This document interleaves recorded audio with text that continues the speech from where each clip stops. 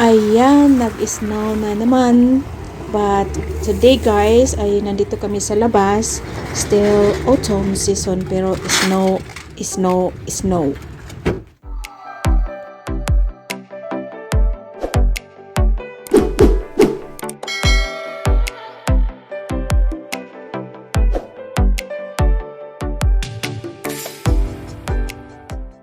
Hi guys, good morning. Today ay December Sunday 3 ng December 7 o'clock 26 minutes ng umaga. So good morning, good morning, good morning. Today ang temperature ay madilim pa sa labas, 29 degree Fahrenheit. Sa Celsius ay -1. Ayan guys, we need to start to move. And kahit snow, kailangan mong mag-drive na kasi ang oras ay sayang.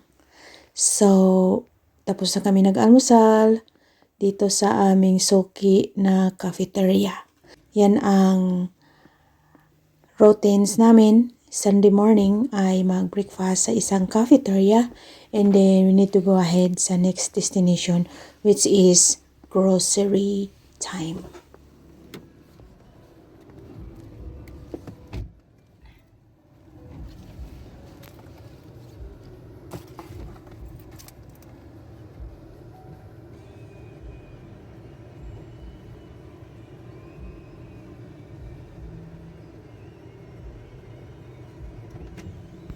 Ayan guys, ang dami ng sasakyan, nagdatingan na sila kasi almusal time na. Kasi itong cafeteria, nag-serve lang sila ng breakfast at saka lunch.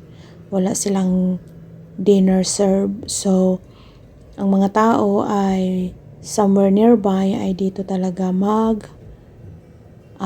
drop by before mag-go ahead sa next task na gagawin. Like us, dito kami mag-drop by kasi ito yung way na papunta kami ng grocery store. So, convenient sa amin, mag-stop by, kakain, and then tutuloy na dun sa grocery para mamili. So, ganito lang ang lifestyle, snow, summer, spring, and autumn. Kailangan mong mag-move kasi walang mangyayari sa buhay mo kung pabagal-bagal ka. So, ayan guys, enjoy the snow season.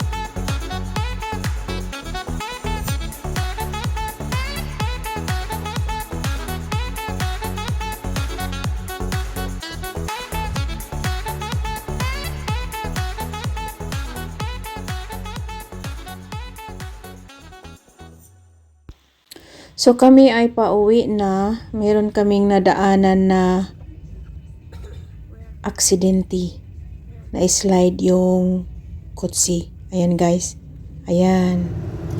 So mag-iingat talaga, katulad nitong ganito kakapalang snow. So kahit during sa snow time, meron kang makasalubong or madaanan na isang snowplow truck. Sila yung mga nag-manage sa mga kalsada. Katulad nito guys, ito ang snowplow truck. Yan. Ayan. And then, naalis na yung mga snow sa kalsada. And then, meron yang susunod na another snowplow truck. Ayan. So,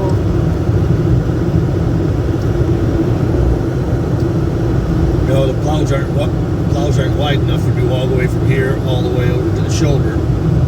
So the first truck comes in, and does then this part of the road, and it the sends next all one. the snow over there to the shoulder, and then the next guy comes through and does the shoulder.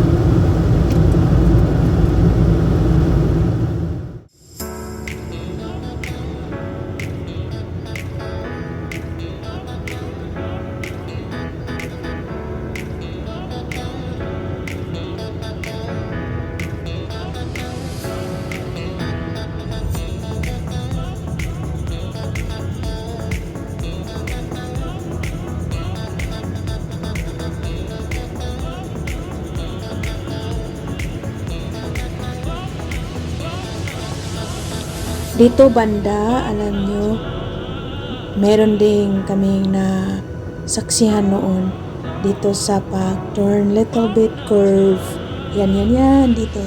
Hindi siguro yung brake or slippery, icy ang kalsada, dumiretso yung sasakyan. So, kailangan talaga extra careful sa pag-drive during anytime, kahit hindi snow. Pero ang aksidente ay always there. So, magdasal na lang at hingiin natin ang guidance na kailangan natin from God.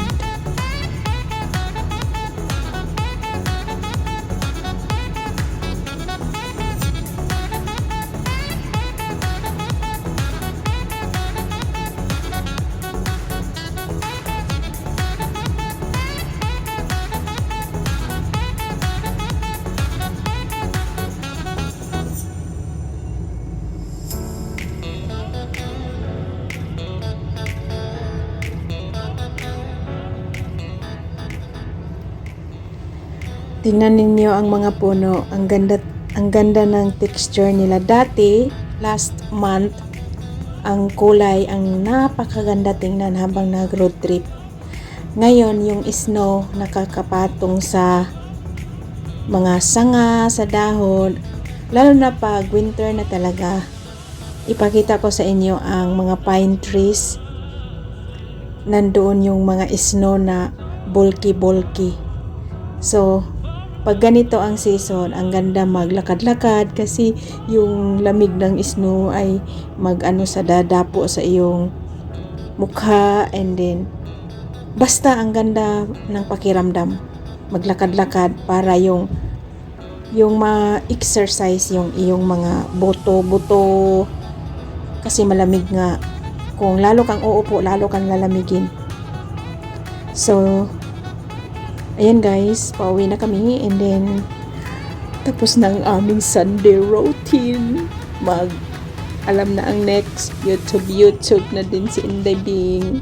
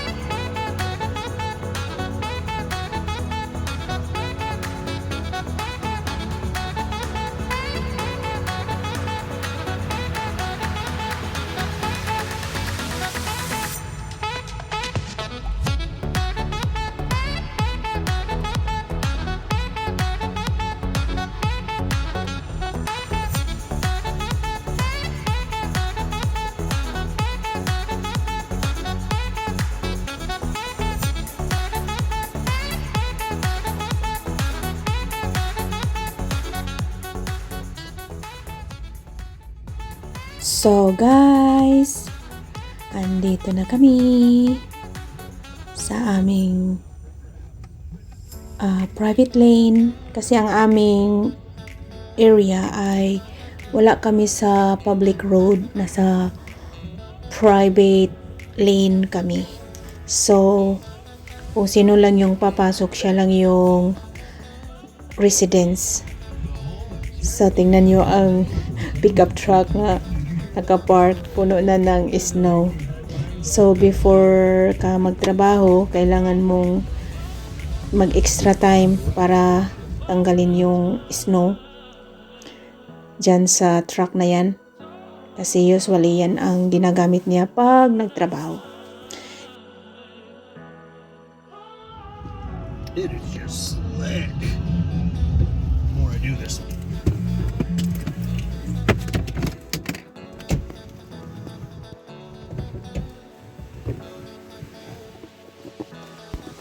So ayan guys, ipakita ko sa inyo ang snow kung paano kakapit yan. Hindi yan malamig.